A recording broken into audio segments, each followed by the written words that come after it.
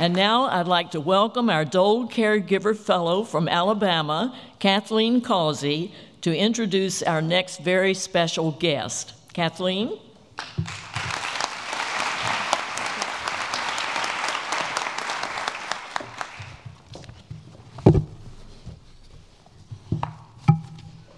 Thank you, Senator Dole. It is an honor to work with you and my fellow Dole Caregiver Fellows.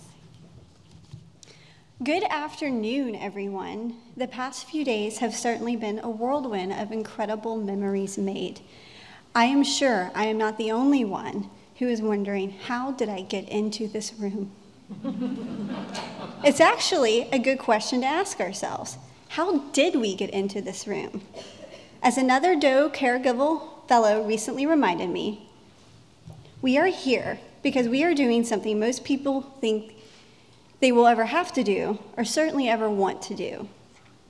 For some caregivers, our journey to this room was fuzzy and lonely, beginning this new normal between your bedroom walls as your warrior struggled to make sense of life after deployment or learn to cope with a chronic illness. For others, like me, the path was clearly defined from the beginning. My husband, Aaron, served in the Army as a bomb squad technician when he was wounded in September 2011 in Afghanistan while searching for hidden IEDs. And when I looked at him in the ICU, missing both of his legs, cast on each arm, and bandages on his face, I knew our life was forever changed just 18 months after our wedding day.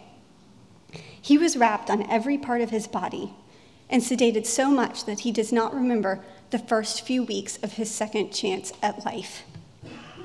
I rode on the C-17 with Aaron from Germany and stayed beside him every day as he went through 30-plus surgeries, wheelchair training, prosthetic rehab.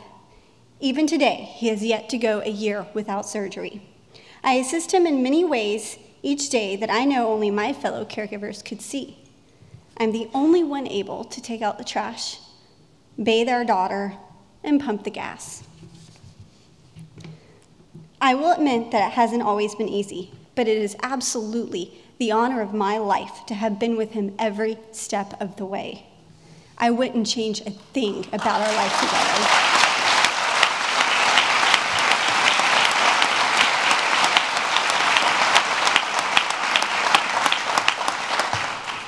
Aaron and I have stood in many rooms along our way, waiting rooms, ER rooms, VA centers. We've encountered infertility, setbacks, surgery after surgery after surgery. And finally, we stood in the maternity ward as we received our daughter, our bright, shining star, AJ, after being told we would most likely never become pregnant because of his injuries. As caregivers, we have all stood in a lot of rooms, and now we are in this room together. We are here because we have voices, stories, and vast experience that can be shared with others to empower our fellow caregivers and call America to our side.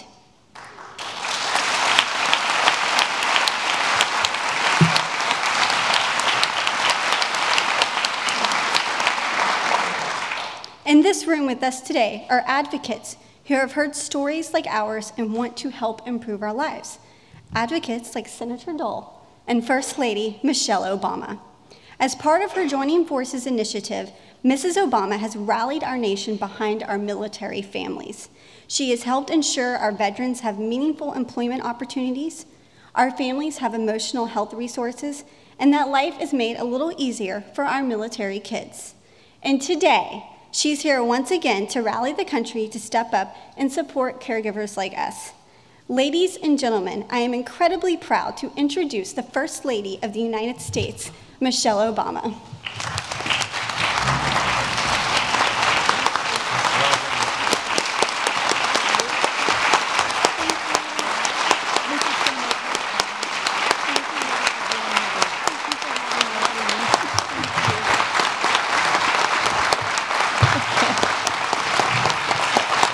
Thank you so much. Thank you all so much. Well, hello. See, Kat's a hard act to follow. She's pretty amazing. Yeah, absolutely. But I want to start by thanking Senator Dole for her remarks, but more importantly for her extraordinary leadership on such an important issue in this country. And I also have to recognize Secretary McDonald for all of his efforts on behalf of our veterans and their families, as well as everyone from the Elizabeth Dole Foundation, especially all of your tremendous caregiver fellows that we have here with us today. And again, finally, I have to thank one of those fellows, Kat, for sharing her remarkable story. I met Kat a couple of weeks ago at the White House, and as you just heard, her story, it exemplifies the dedication and the courage and the resilience that defines our nation's caregivers. As she blew me away back then, and I told Kat, I said, she's in, we're gonna suck her up, and she didn't believe me, but I was like, this won't be the last time you see me. She's pretty amazing, and she's been through a lot even today, and she's here. And I'm so proud of you. You know, you've got an amazing voice on this issue. Although there are just over 1 million caregivers for our post-9/11 veterans in this country, they are spouses and parents, siblings, friends, neighbors who serve and sacrifice hour after hour, day after day, right alongside our wounded warriors. But while our country has become familiar with the inspiring stories of service members who've risked their lives for this country, we honor these men and women with parades and ceremonies. We have begun to tell their stories in movies and on TV. The stories of our caregivers too often go untold. We don't always hear about the quiet courage of a spouse like Kat, who's there for her husband almost every hour of every single day. We don't always see the sister who quits her job to support her brother as he learns to stand again and walk again and run again. Or the father who retires early so he can drive his daughter to her rehab appointments and consult with her doctors and assist with the painstaking work of recovery. All of the caregivers here today understand how your life can be flipped upside down in an instant. You know the feeling that Kat described to me a couple of weeks ago. This is what she said. She said, everything from before is gone. Any dreams you had, any plans, she said, it's burned up.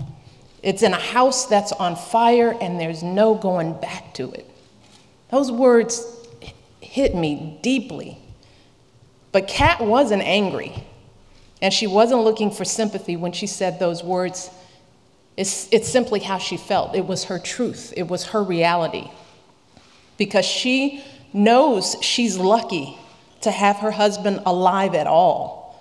As she says, as a caregiver, at least you get to rebuild together.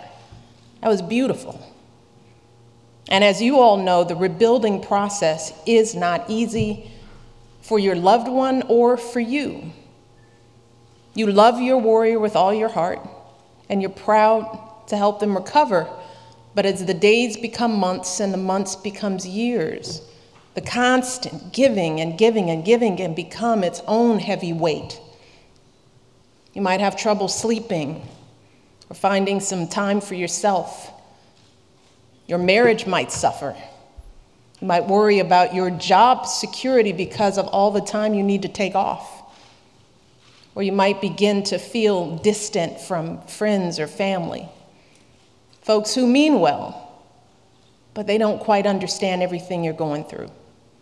It can be isolating and physically and emotionally exhausting. Kat told me she's never felt worse than those nights she'd go to bed and tell herself that she was just too tired, that she didn't have anything more to give.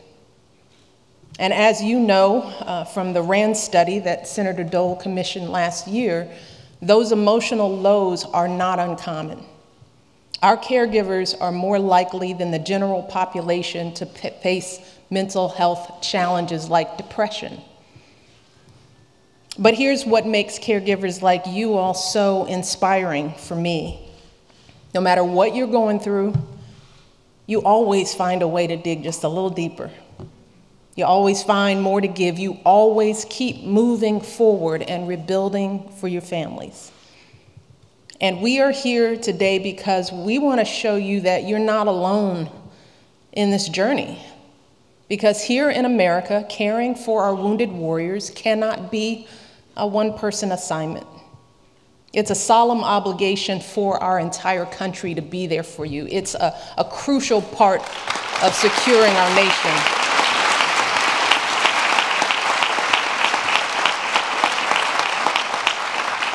You all are a part of that security that helps keep us all safe.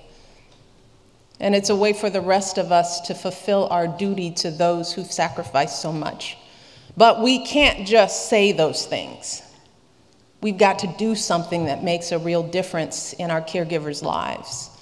And that's why 5 years ago, my husband signed a groundbreaking law that supports caregivers with financial stipends and travel reimbursements, as well as access to health care, respite care, and so much more. And it's why our Joining Forces initiative has been working hand in hand with the Dole Foundation to rally folks across the country to support our caregivers. And last April, as many of you know, we hosted an event at the White House to launch the Hidden Heroes Coalition. As you know, a collection of public and private partners who were stepping up to address this issue. And throughout this day, you've heard about all the incredible progress this coalition has made in the time since on issues like employment and education, community support. And every step of the way, the Dole Foundation and their partners kept asking themselves, how can we make an even bigger impact? What gaps are we missing? Who else can we get involved?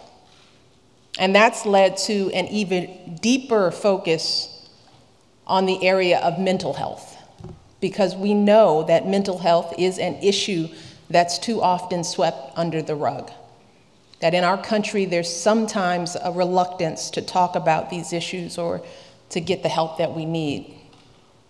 So today, I'm proud to announce a series of new commitments from the Dole Foundation and Give an Hour, which is a wonderful, yes, Give an Hour, yeah.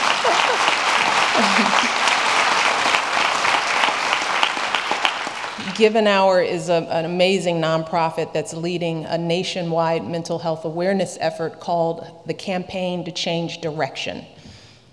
First, they're teaming up with Easter Seals on a training webinar to educate caregivers on the campaign's 5 signs of mental distress. Signs like withdrawal or agitation, a decline in personal care, so that caregivers can identify those signs when they see them and then get their warriors, their families, or themselves the help they need. Second, they're training faith leaders all across the country on those 5 signs, because we know that clergy are often the first people caregivers will turn to for help. And then third, they're educating community mental health providers on military culture, so that if a caregiver or a warrior seeks help outside of the VA system, it's easier to find a provider who understands the unique stresses and demands of military life.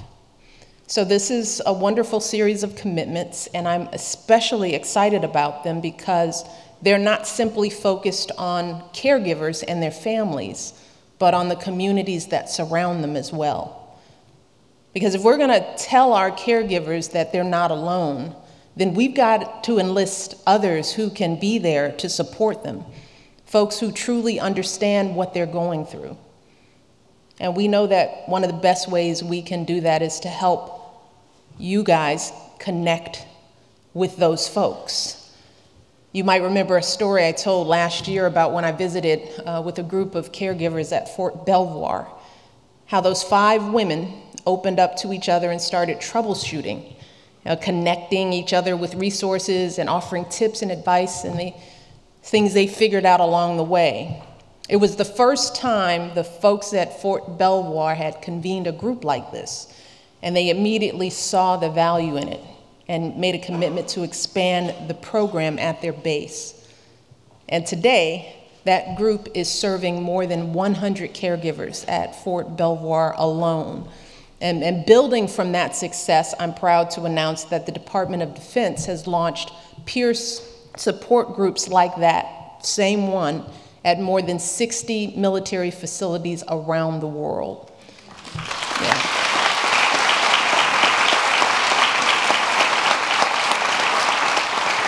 And they're holding monthly online forums for folks who aren't able to make it to an in-person meeting. So this is a thing in just a little more than a year. We've gone from a single meeting of 5 women to a worldwide network of in-person groups and online resources that serve caregivers no matter where they live. And here at the Dole Foundation, you all are facilitating the same kind of connection with your online peer support network, and many of your fellows are reaching out online and in their own communities as well. For example, one of your fellows, Blair Hughes, facilitates an online community of more than 1,000 members that reviews products and resources online. It's kind of like a Yelp for the caregivers. So it's good stuff.